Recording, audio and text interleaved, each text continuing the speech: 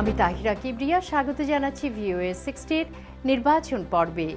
যুক্তরাষ্ট্রের প্রেসিডেন্ট নির্বাচনে ডেমোক্রেটিক দলের প্রার্থী হিসেবে বার্নি স্যান্ডার্স জিততে পারবেন কি, এই প্রশ্নটি করেছে দ্য নিউ ইয়র্কার ম্যাগাজিন। সম্প্রতি স্যান্ডার্স আলাস্কা, হাওয়াই এবং ওয়াশিংটন রাজ্যে বিপুল ব্যবধানে জয়লাভ করেছেন।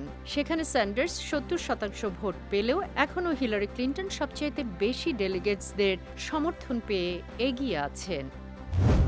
এবিসি জানিয়েছে, যেসব ওয়েবসাইটগুলো রাজনৈতিক বিষয়ে বাজি ধরে সেখানে দেখা যাচ্ছে জনপ্রিয়তার দিক থেকে রিপাবলিকান দলের ডোনাল্ড ট্রাম্প এবং ডেমোক্রেটিক দলের হিলারি ক্লিন্টন দলের পক্ষে মনোনীত হচ্ছেন এবং নভেম্বরের নির্বাচনে হিলারি ক্লিন্টন জয়লাভ করবেন। ওইসব অনুসন্ধানে যে পূর্বাভাস দেওয়া হয় তা প্রায়ই সঠিক হতে দেখা যায়।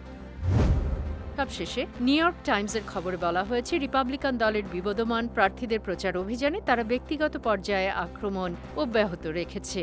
টেক্সাস সেনেটর টেড ক্রুজ এবং ডোনাল্ড ট্রাম্প উভয়ই তাদের স্ত্রীদের সম্পর্কে অপমানজনক মন্তব্য করছেন। আজ এ পর্যন্তই। আগামী সপ্তাহে VOA 60-র নির্বাচন পর্বে আবার দেখা হবে।